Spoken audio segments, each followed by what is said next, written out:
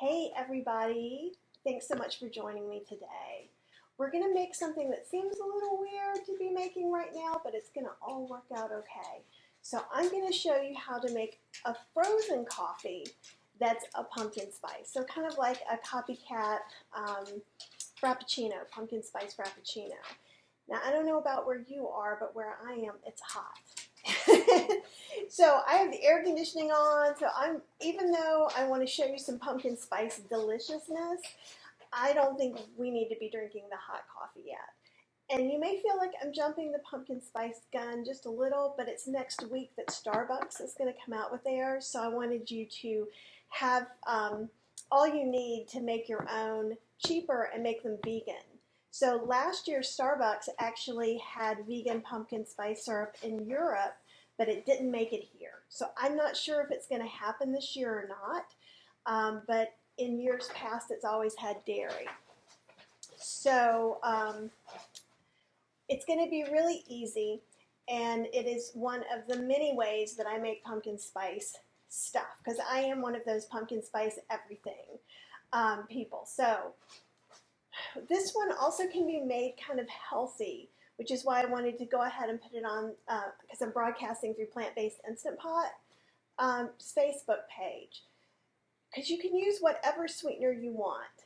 I'm going to use a little bit of maple syrup, but you could use date syrup. You could use pureed dates. You could use stevia. You could use monk fruit. The only thing I would say is if you're going to use brown sugar, coconut sugar, or vegan sugar, you might want to just put a little bit of hot water in there before you get started so it can be more of a syrup, and that way it will actually mix better. So we got that going. The other thing is coffee concentrate. So how I make coffee concentrate is you can do this in a French press, and I'll also come back and put the links for the link to cold brew coffee as well as the link to this frozen recipe. And so it's so simple. You can even do it in a mason jar. Just basically put a bunch of ground coffee. Typically you want it to be a little coarsely ground, so that way if you're using a French press, it won't just go up through the French press and make kind of a gloppy, muddy mess. So then you let it sit from anywhere from 24 to 48 hours, and then you strain it, and then you have this coffee concentrate. You can make this with decaf, you can make it with regular. You don't even have to put coffee in this frozen pumpkin spice drink at all. You can actually make it without coffee and just kind of have a pumpkin spice shake. You can, if you hate pumpkin spice, you can leave the spices and the pumpkin out, but still kind of make the general idea. You can make like a maple vanilla by using maple syrup and adding a little bit of vanilla. There's really no end to the way you can do this. You can make a gingerbread one by adding some gingerbread spices and a little bit of molasses. But again, today we're team pumpkin spice, and if you're not team pumpkin spice, then just try and hold on, because if you drink any kind of frozen drinks, this is kind of nice. And I still have a little teeny tiny pumpkin, so I'm going to use canned pumpkin today, and you can still get canned pumpkin. I know I got this at Sprouts. This is not quite a pie pumpkin. A pie pumpkin usually looks like a mini jack-o'-lantern, but it's not much bigger than this. If you're going to make your own pumpkin puree, these are the small kind of pumpkins that you want to get, and they're often labeled pie pumpkins.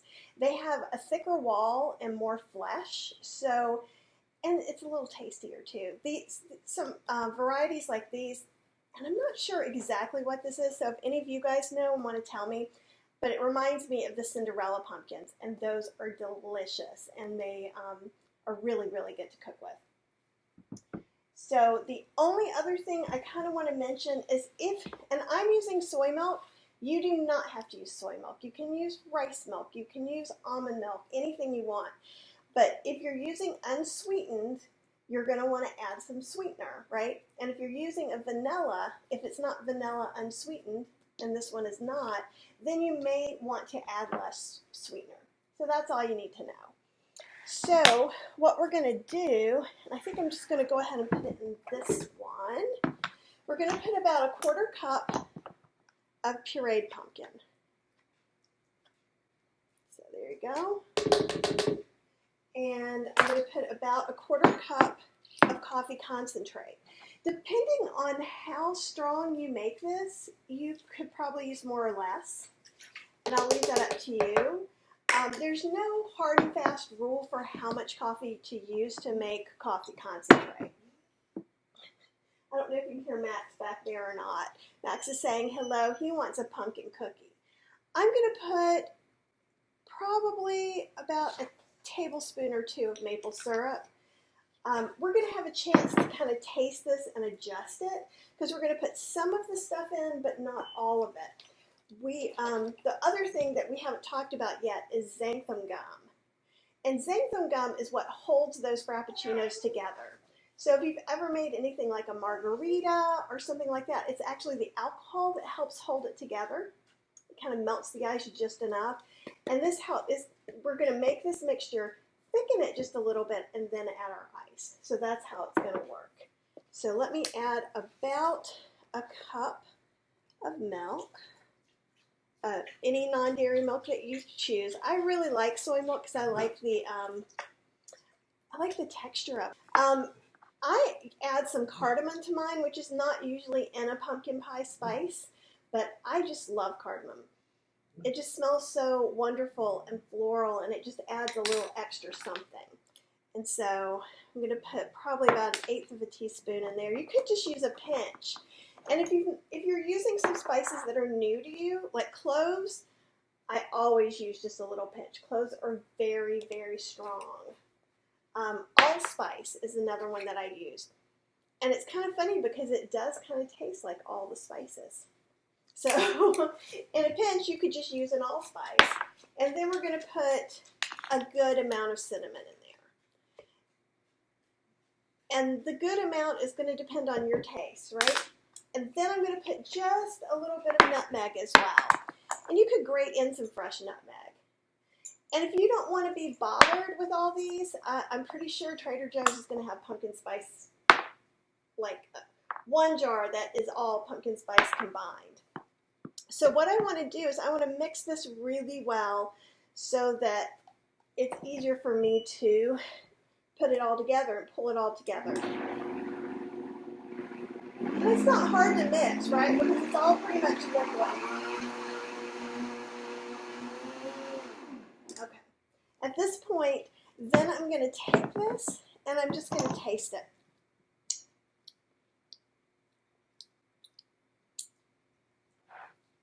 And I think there can be a little more cinnamon in there for me. And this is, whenever I say to do something by taste, like this is a good time to do sweetener to taste too, right? You can always put in just a little bit and add more until it is where you want it to be. And I think we're going to add just a little bit more maple syrup. I really like maple syrup in this because I think it gives it kind of that extra fall taste. Okay, so we're going to mix this in and then I'm going to taste it again. And believe it or not, this is almost the hard part.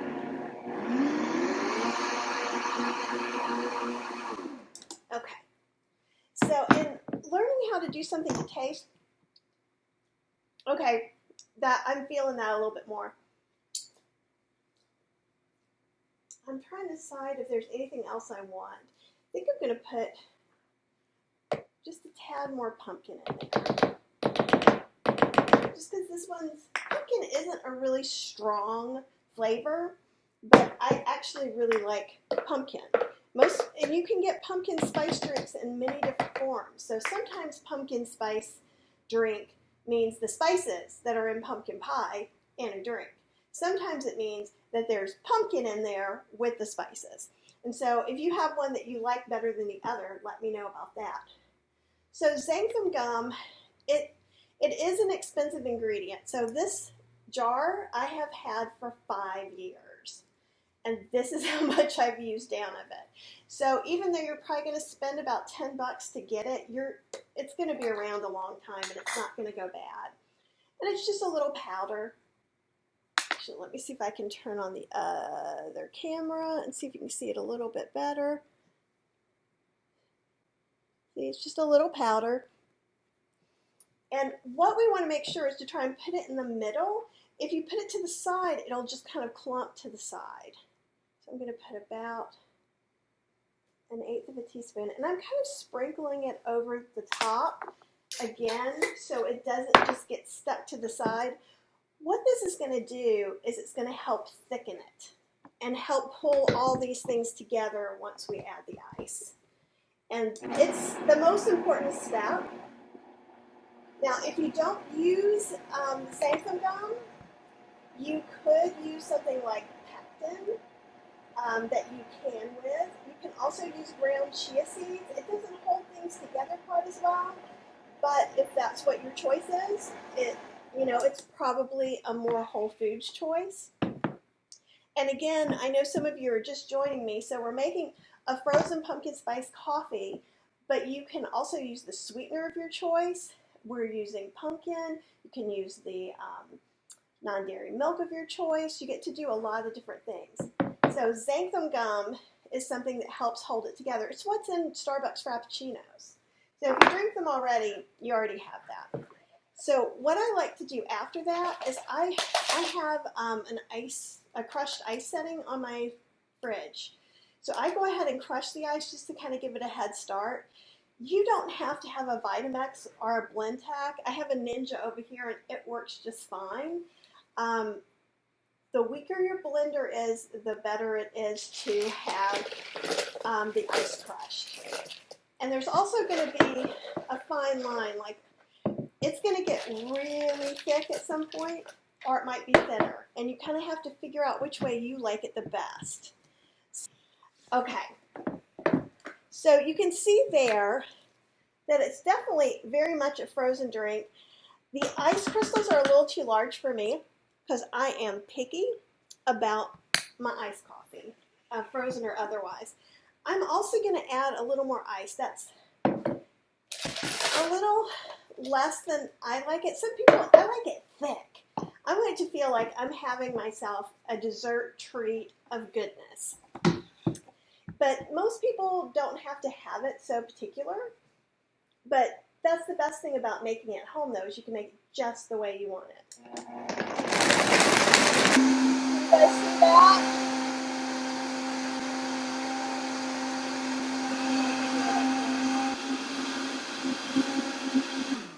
Okay, so I wanted you guys to see that up there. You see how thick it was? How it looks almost like ice cream?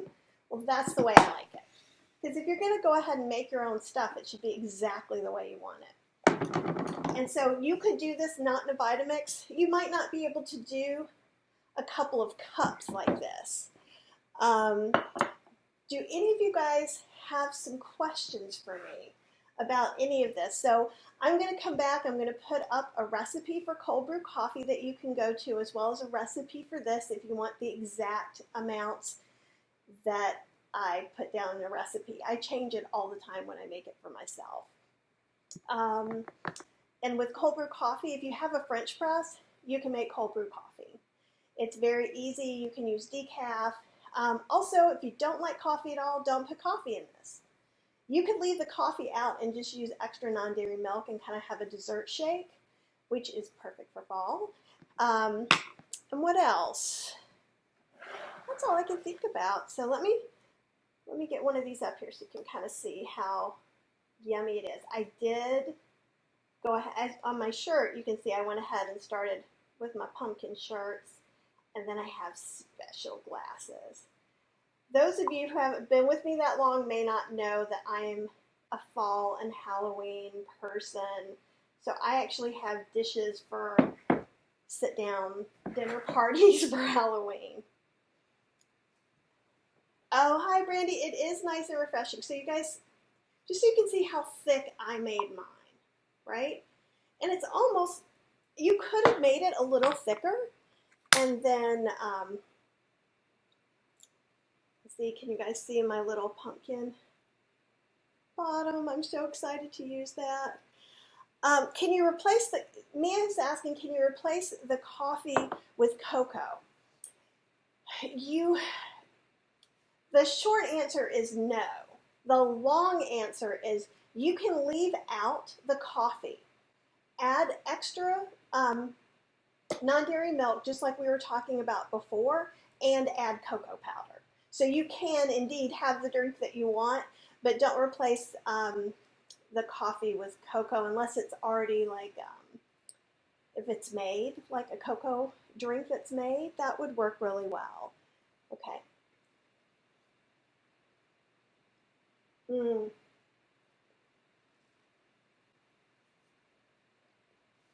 What I like about it first is that it's cool and I can feel the air conditioner vent, which is really weird to make a pumpkin drink in the fall, but you're going to want one next week. Um, I promise you. And if not, you can yell at me later or ask me to make you a different kind of drink for next week. So it's got that kind of spices to it. If you hate the taste of pumpkin, which some people do, you could leave the pumpkin out. If you hate nutmeg, leave it out. This is your drink. Make it the way you want to. Drink it out of your fancy glass, however you like it. Any other questions? I think I'm going to go for today. And if you have any ideas of something you would like to see me make next week, go ahead and leave a comment with what you might like me to make, and we'll see if I can do that, okay? I hope you guys have a really amazing rest of your week and weekend, and enjoy the last of this Indian summer.